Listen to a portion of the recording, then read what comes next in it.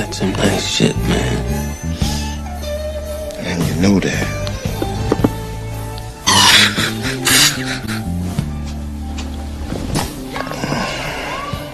Went to Eric Clapton doing the original score for this movie. Which is my favorite film score of all time. You could take Lilo Schifrin's I'm Not Fucking With You, Man. I have it on vinyl. I've got... What movie is it? One of those Russian movies? Cool Hand Luke is Lilo Schifrin. Whatever. I could go down all of them.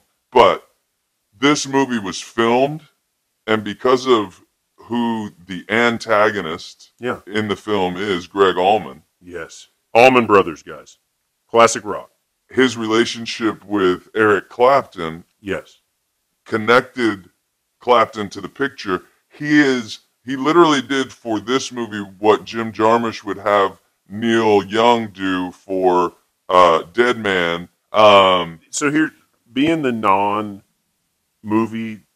buff, right? Yeah.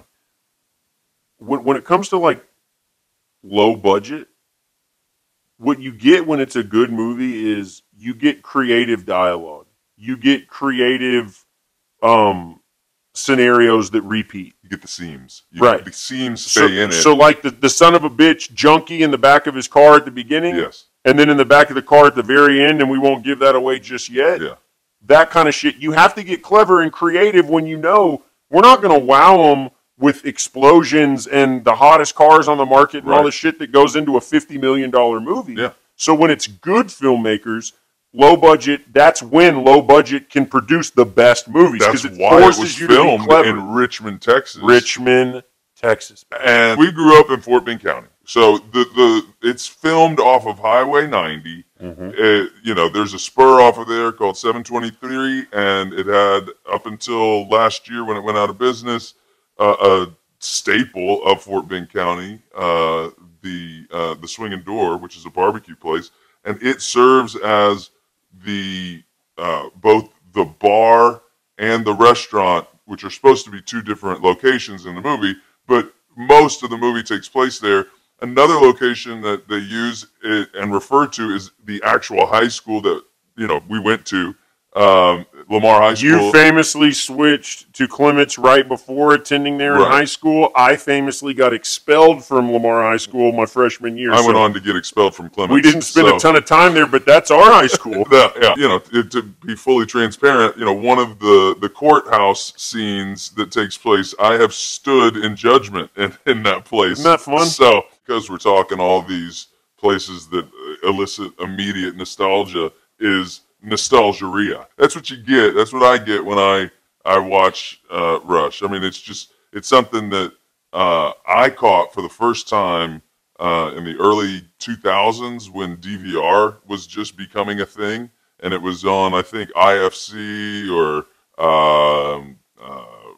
Sundance or something, and I just recorded it. And it was something that I went to over and over and over again, like I do with most of the things that I find and discover. I just obsess over them. A detective played by Jason Patric, whose superior is played by the, I don't know what word you would use. How would you describe Sam Elliott? Sam Elliott is definitely a company detective. Yeah. They're not going to operate within the police department the same way, but they respect each other. Yes. And you later find out why. Yes. So, at the very beginning, Jason Patric's character, the rogue detective, with some of the most beautiful hair you'll ever see, period, is told by his superior, Sam Elliott, that he needs a partner. So he has to go and pick one out, right? And they go and they're looking at all the fresh new recruits, and Sam Elliott's pointing out, like the biggest, toughest guys, right, for him to partner up with. And they're on this racetrack. And, I guess this is a good time to mention this movie walks a line, I think for both of us, to where it's so warm and comfortable. Oh my God. That the things that could be, quote, awesomely bad about it Right. are immediately forgiven. They're lost on us completely. Right. Yes. Yeah. So the movie takes off from there, and That's that whole quintessential, I got the fucking world on my back. You think I'm going to stop for you? You know what I mean? Yeah. In every one of those movies. in every one of Yeah. them. But the movie takes off from there, then it's about I got the fucking mayor breathing down my neck. You think this scares me? Patrick, It's always the mayor. the mayor. Chief. Chief. That's Chief. right. He's the chief of police. Nettle. Not Nettle's ass. It's mine. And he may or may not be the actual villain of the film. 100% correct. Yeah, Yeah, Allman might be clean as a whistle, might be. but he doesn't. Jason Patrick's job is to train this, fresh recruit. She's a rookie. She's a rookie.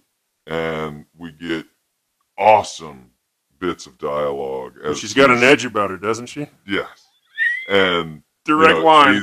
She's trying to prove herself as being capable to, she's ready to beat the street with the cops. And, Yeah. and he says, all right, roll me up a joint.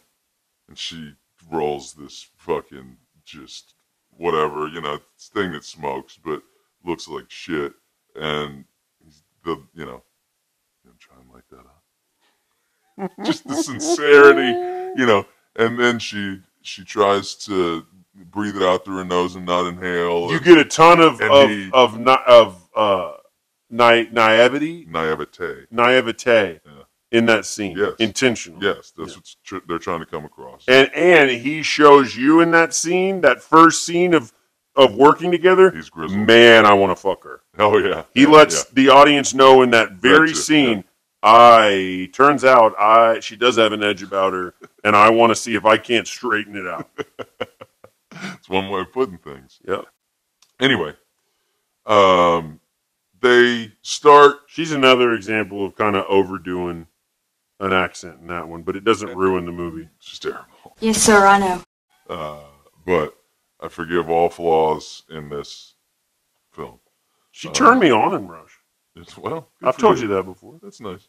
But anyway, I'm getting turned on right now just thinking about her. well, if we need to hit pause and we need to split ways. They begin under the direction of Chief of Police Nettles pursuing Greg Allman's character because With extreme prejudice. Because Nettles is convinced that this guy is the guy polluting his county with pornography. Mind you, they hard reference drugs. one time in the movie, he's the appointed chief. That's right. He's not He's even the acting official chief. Yeah. That's right. He's not even the official chief at this point. So he's really trying to make a nut and secure that role. Yes. Yeah. Yes. That is So he's drunk part on of this the guy. motivation. He's literally drunk on this guy. This guy's going to be I'm going to Ticket make to- my bones on this That's son it. of a bitch. That's it. Yeah.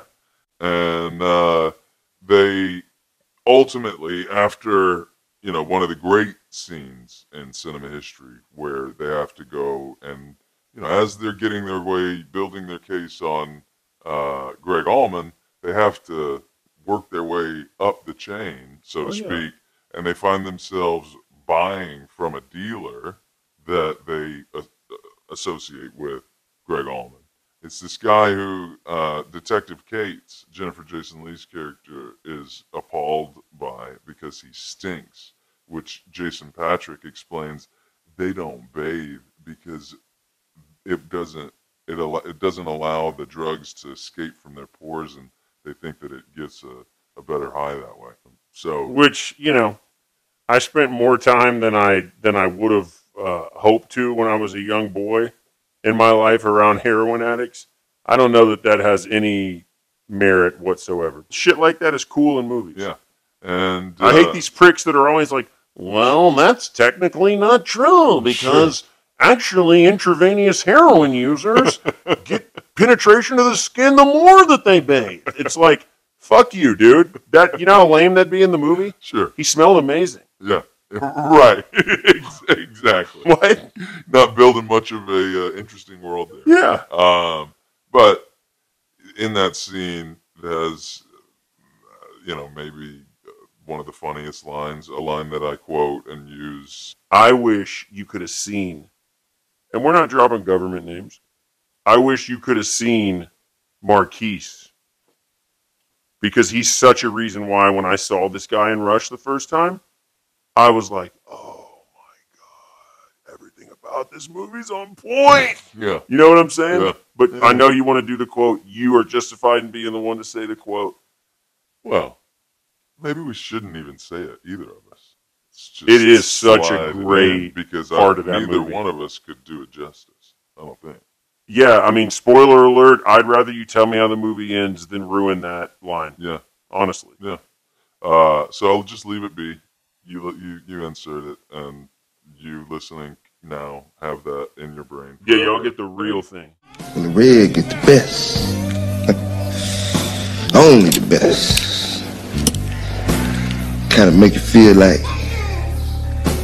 floating on a cloud of titties. And you're welcome.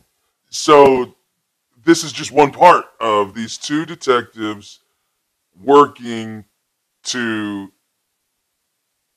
maybe potentially put a innocent man away Oh, yeah. at the strict instruction of the chief of police, Absolutely. who's trying to make a name for himself and stay the chief of police.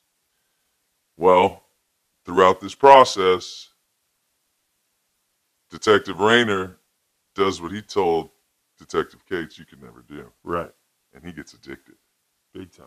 And As you can tell, this is like kind of this guy's cycle. yeah, yep. He gets He's addicted a lot. He's been through this before. Oh, yeah. We come to find out.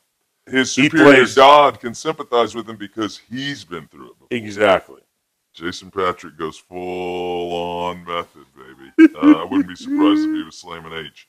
But anyway, there's this just, I'm sure to anyone else, hilariously bad, awesomely bad sequence of him, just going through the withdrawals and her cleaning him up, and they're going to do the right thing. How about when she goes through her much more brief withdrawals and he just disrobes her and freaking rams her?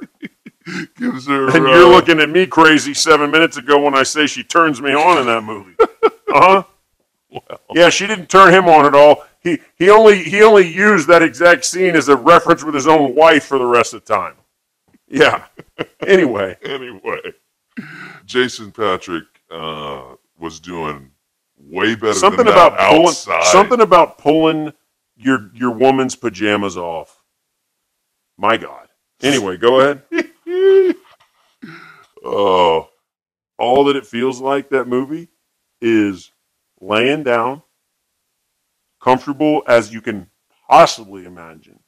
And you know what? Maybe I fall asleep, maybe I don't. But all I'm going to do is have a fucking fantastic time laying here. that's that. And the Father only Ann thing prayer. that gets you that in life is drugs. or cinematic Xanax. Exactly. Which is why I'm loving these terms. And there are a few movies that term fits like a glove as much as Rush. Yeah. So yeah. Rayner gets cleaned up.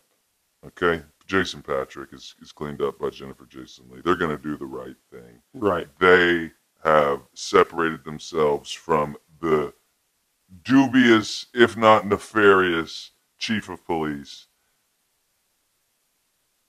They are not pursuing Greg Allman at this point. They're really running for their lives. Spoiler, Rayner, Jason Patrick, is shot in the leg, bleeds out in a very dramatic and very slow and actually very, I think, well done.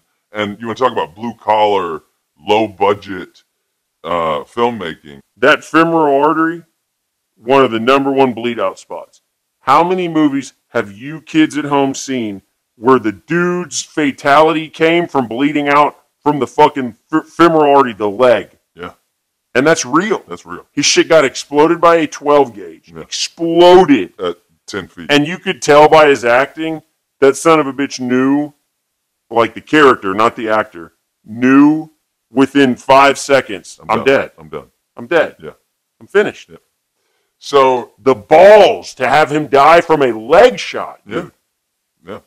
So here's the Story? biggest and best twist. You've got Miss Naivete, you've got Miss New Girl on the Block, the goody two shoes, the one who claimed she smoked 2 joints in high school. Oh yeah. You know, all of this. Bring it home, babe. She, after witnessing her lover and partner bleed out in her arms, does the coldest shit she could possibly do and has Chief of Police Nettles, Captain Dodd, sitting in the courtroom expecting her to give the testimony that they have been pushing for her to give for a year of her life. She let them know, I'm going to do this. And she games everybody. She's got Greg Allman sitting in the defendant's chair, positive, making his last threat, don't fucking do it. And she says, no, he didn't do it. And for 2 minutes, the audience is genuinely, on a first watch, I would think, left with, what the fuck did she just do? And the movie opens and closes in the same shot. Yep. Greg Allman leaves his very comfortable routine at the bar. Yep. And in the beginning, there was a Hispanic guy junkie asleep in the back of his car, lets him out. Then at the very end, it's almost shot for shot, same exact sequence. And he assumes it's the same junkie or something similar. But when he turns around, Detective Cates let him walk free so she could put a 12 gauge to that dude's face and took blow him away. And all you hear is the gunshot and black. That's it. And it's over.